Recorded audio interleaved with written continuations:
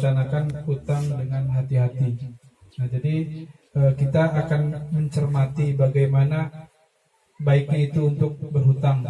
Karena berhutang itu sudah tidak ada jalan lagi, Bu ya. Bukan kita semata-mata untuk berhutang. Jadi namanya hutang itu sudah jalan terakhir, sudah jalan buntu lah.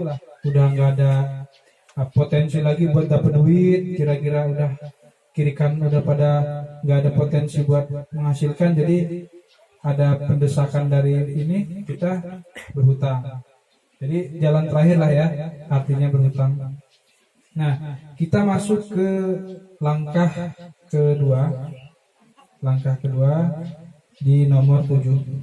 Nah, di nomor 7 ini memberikan jawaban di dinding untuk dicek ketepatannya dan lakukan hal yang sama untuk menjawab soal berikutnya. Nah, kemudian diskusikan bersama, baiknya Ibu Lili berhutang kemana? Dari video yang kita tonton tadi ya Bu ya, kira-kira Ibu Lili lebih baiknya berhutang kemana? Kemudian satu kelompok, satu pengerjaan ya Bu ya. Jadi ini dibagi 3 kelompok. Jadi tiap kelompok mengerjakan satu jawaban. Nah, oke, bisa dimulai Bu ya. Silakan saya kasih waktu 5 menit untuk menjawab soal yang sudah kita bahas tadi. Silakan Bu tulis Bu jawabannya.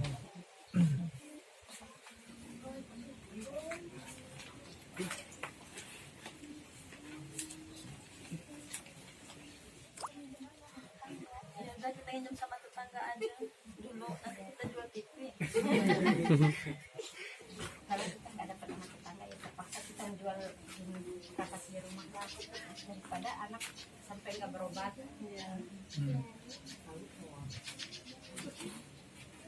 Oke, gimana Bu? Silahkan didiskusikan, silakan. Kalau ada yang ada yang kurang mengerti, silakan ditanyakan. Kira-kira minjemnya yang lebih murah pengembaliannya kemana? Kemudian alasannya yang lebih bagus kemana, Ibu-ibu?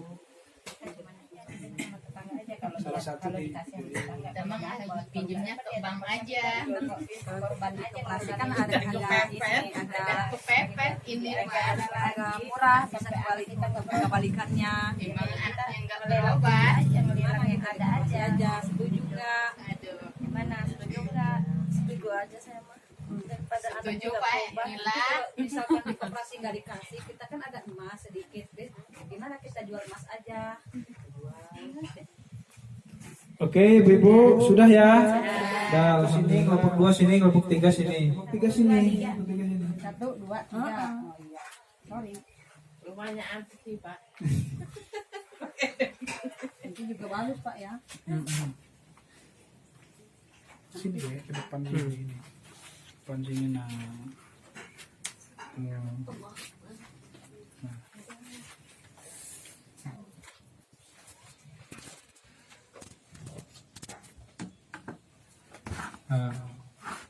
Oke. Tempat meminjam ke bank. Oke, benar ya Bu ya. Jadi sekalian minjem buat usaha juga ini kayaknya. Minjemnya banyak. Nah, kemudian karena tetangga nggak ada. Oh, jadi tinggalnya di gunung ya Bu ya. Nggak ada tetangga ya Bu ya. Memang di sana ini Bu nggak ada yang bikin rumah Bu. Nggak ada. Kok ini bikin rumah sendiri? Kita kumpul.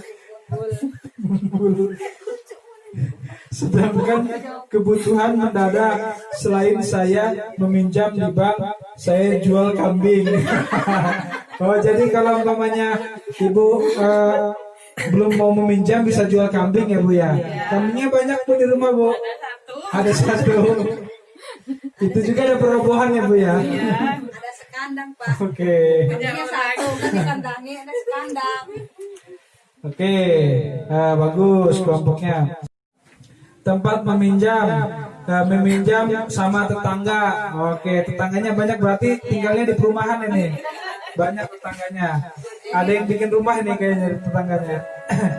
Karena buat berobat anak. Karena saya kehabisan uang selain saya meminjam, saya juga mau menjual TV. Oh gitu ya Bu ya. Kalau nggak ada tempat minjam menjual TV ya Bu ya. Iya benar.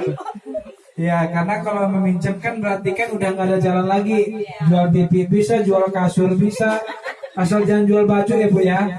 Karena bajunya udah rompeng. Langsung Pak menjual.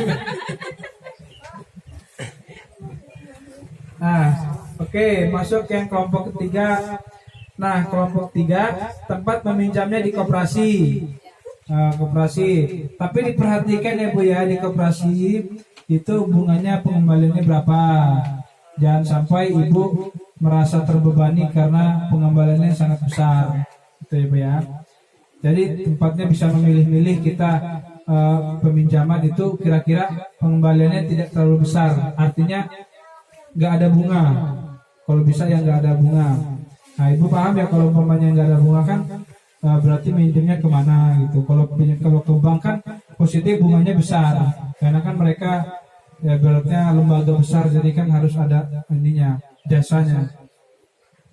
Kemudian karena kebutuhan anak sekolah, alasannya karena hanya di koperasi kita bisa meminjam. Saya selain meminjam di koperasi, saya ada sedikit emas yang bisa saya jual. Oh, emasnya banyak ya Bu ya? Oh 2 gram. Kirain emas bapaknya Bu. Hidung. Oke, tepuk tangan Bu untuk kita. Alhamdulillah. Berarti ibu semua mengerti ya Bu ya. Nah, artinya tempat meminjam itu bagaimana cara untuk lebih ringan untuk pengembaliannya. Nah ini ada penjelasan sedikit nih. Yang pertama, untuk apa kita meminjam? Sebaiknya hanya untuk memenuhi kebutuhan, bukan keinginan. Apakah cara lain bisa dilakukan sebelum berhutang?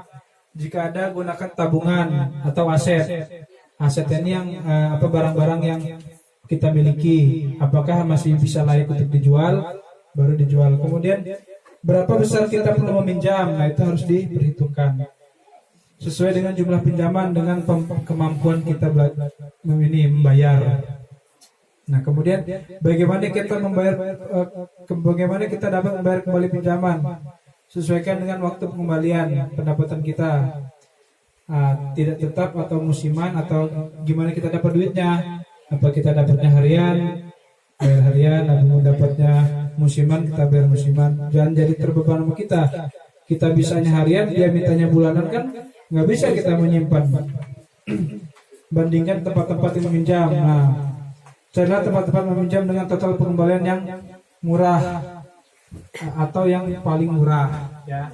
Jadi bisa kita minjam sama tetangga, kalau tetangga punya uang sama saudara, sama adik, kakak, sama orang tua yang memiliki uang yang tidak ada jasa pengembaliannya atau bunga. Oke, mengerti ya Bu ya? Oke, tepuk tangan buat kita semua Bu.